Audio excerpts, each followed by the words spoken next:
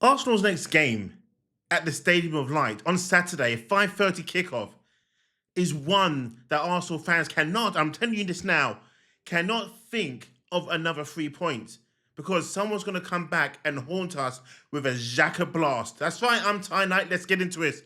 So Arsenal go to the Stadium of Light Saturday, 5:30 kickoff without a couple of notable players that need Arsenal to keep on winning. But more importantly, keep the clean sheets at bay.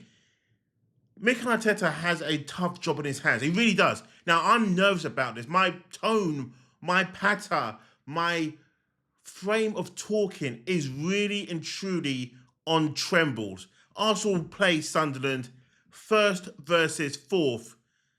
And this game could be the game that starts to disrupt, to start to derail Arsenal's good form as it stands right now. 25 points in the Premier League versus Sunderland with their 18 points in the Premier League. When you think of the last 5 games for both teams, Sunderland have won 3, lost 1, drawn 1. Arsenal have won all 5. That feels so good to say. And it looks so good at the same time. But the last time that these teams have played each other, it finished Arsenal winning 2-0 at the Emirates. And of course, they won in 2016 at the Stadium of Light 4-1.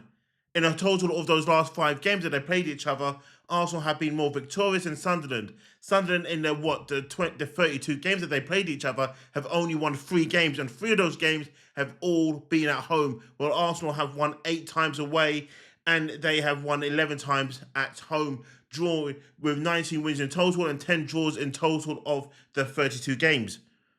But this is a different Sunderland team. This is 2025. This is the year for Sunderland. This is the season for Sunderland returning back to the Premier League.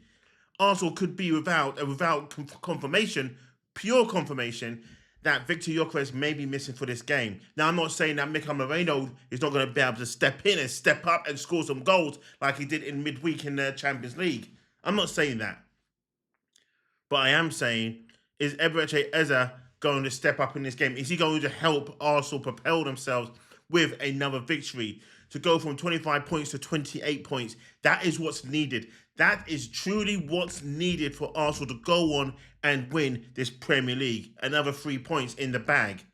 But let's make no mistake about it, Sunderland are no slouch in the Premier League. They have won 5 games and only lost 2. I say that again. They have won 5 and lost 2. In the same time, they've drawn 3 games, and notably, they drew 1-1 at home to Everton. Now, we could turn around and say that the goal that Granit Xhaka scored was a bit of fluky. He just shot the ball down the Xhaka, boom, hit a deflection, goes past Jordan Pickford. But my fear is still there. My fear is still there that Saka's not going to turn up. Eze's not going to turn up. Trossard's not going to turn up. Mikel Moreno will just have a blank day. The midfield of Declan Rice and Martin Zubimendi may not turn up.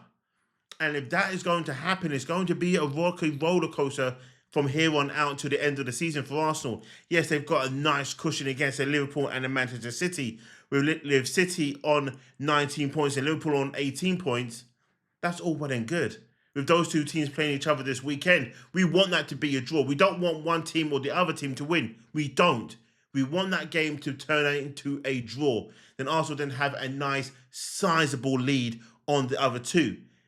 I've seen other people talk about, I'd rather City win this game than Liverpool, because if City win, I'm not too fearful of them. I'm still fearful of both teams, but I'm also fearful of Arsenal dropping more players to injuries than City and Liverpool catching form.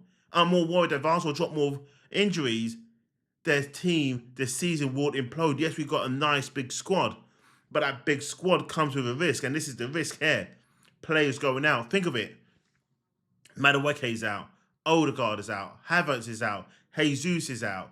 Martinelli is now out. That's 5 players, 5 notable first teamers that is still out.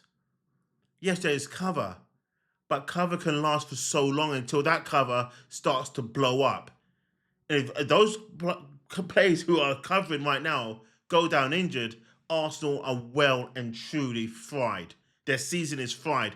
The nice 25-point lead goes down to next to nothing.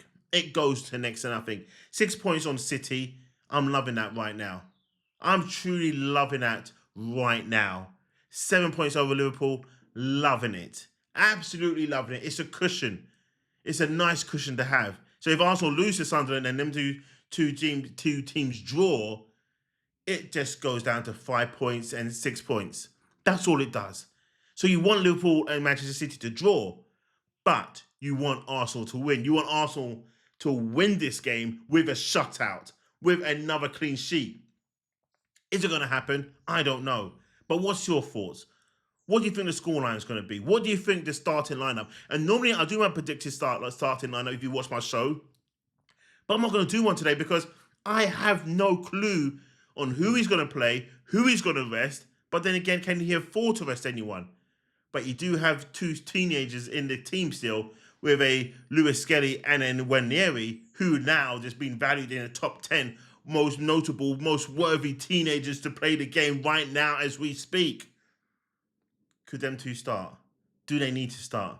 Is it time for Mikel Arteta to start rotating the pack a little bit for what he has, to keep the team fresh, to keep the team ticking over? I need to know your thoughts. Let me know. I'm Ty Knight for TK24 Sports. Thanks for watching. Like, subscribe, turn that notification on, hype the show. Let's keep it going. We need more subscribers, and I cannot do the show without you. Have a great day.